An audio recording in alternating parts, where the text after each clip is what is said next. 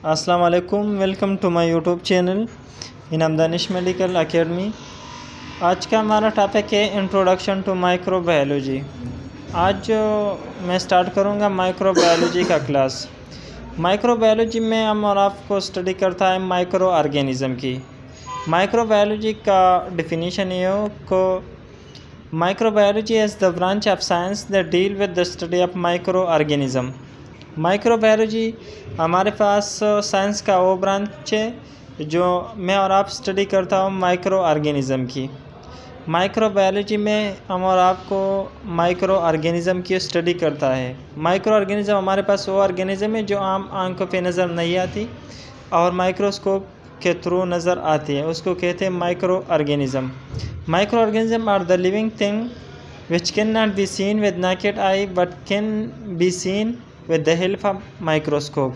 Micro organism हमारे पास वो छोटा माइक्रो ऑर्गेनिज़म है जो हमारी आम आंखों पे नज़र नहीं आती और वो जो है वो माइक्रोस्कोप की मदद से नज़र आती है। माइक्रोस्कोप हमारे पास वो इंस्ट्रूमेंट है जो छोटे इस पर छोटी ऑर्गेनिज़म में आपको स्टडी करता है।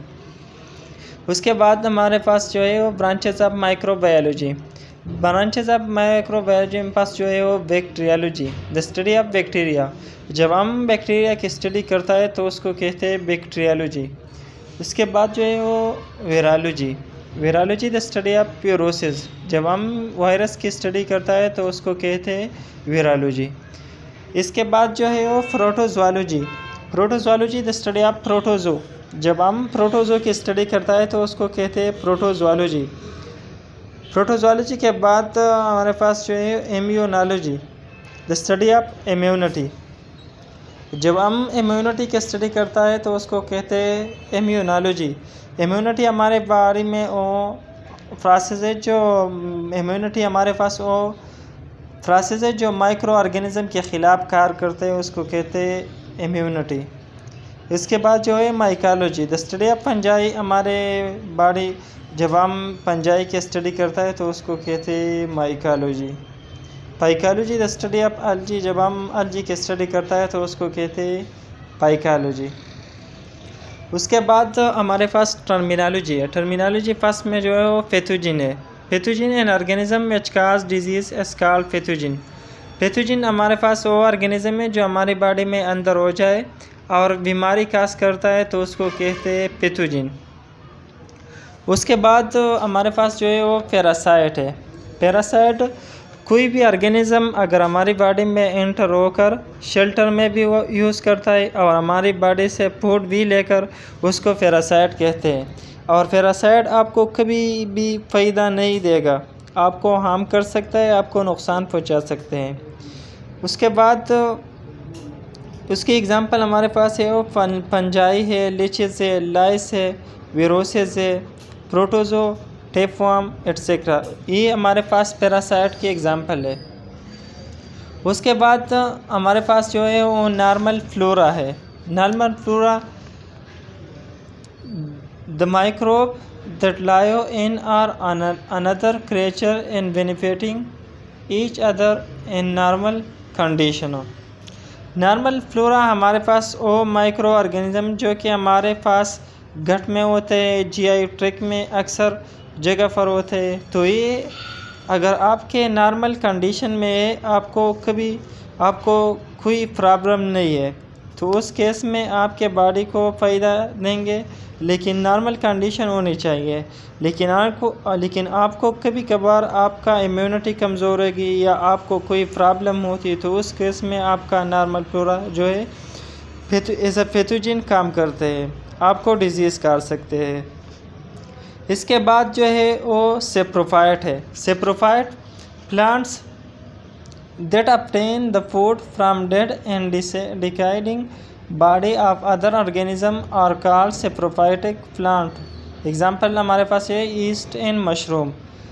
सेप्रोफाइट हमारे पास वो ऑर्गेनिज़म है जो अपना खुराक जो है वो मुर्दा चीज़ों से, डेथ ऑर्गेनिज़म से हासिल कर सकते हैं, उसको कहते हैं saprophyte.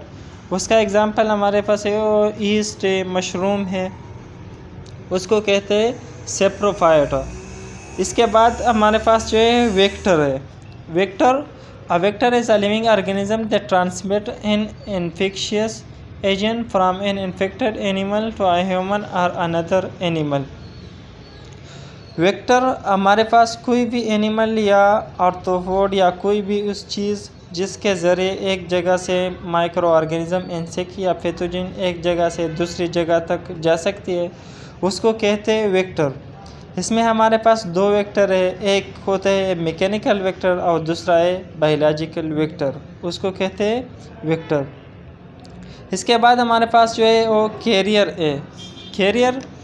A carrier is an infected person or animal who does not have apparent clinical disease but is a potential source of infection to another।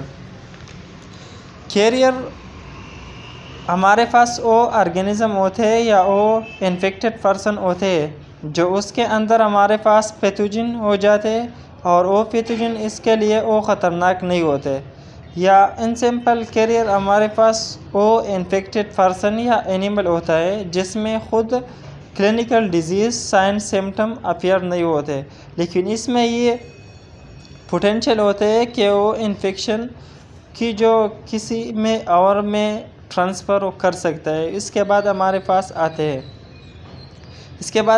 आते हैं infection. The entry of microorganism in the body is known as infection. Infection जब हमारी body में micro organism का entry हो जाए तो उसको कहते हैं इन्फेक्शन। इसके बाद हमारे पास है इंक्यूबेशन पीरियड। इंक्यूबेशन पीरियड हमारे पास वो पीरियड है जिस टाइम से इन्फेक्टेड ऑर्गेनिज्म आपके बॉडी में एंटर होते हैं और जिस टाइम ने आप साइन सिम्टम अपीयर होते हैं तो ये एंट्री और साइन सिम्टम अपीयर उसके दरमियान का जो टाइम है उसको कहते हैं इंक्यूबेशन पीरियड। फिर से आप सुन लें, इंक्यूबेशन पीरियड हमारे पास वो पीरियड है कि जब एक ऑर्गेनिज्म आपके बॉडी में एंटर हुआ उस टाइम से लेकर कि जिस साइन सिम्टम भी शो करेगा उसको कहते हैं इंक्यूबेशन पीरियड। इंक्यूबेशन पीरियड के बाद हमारे पास प्रोड्रोमल पीरियड है।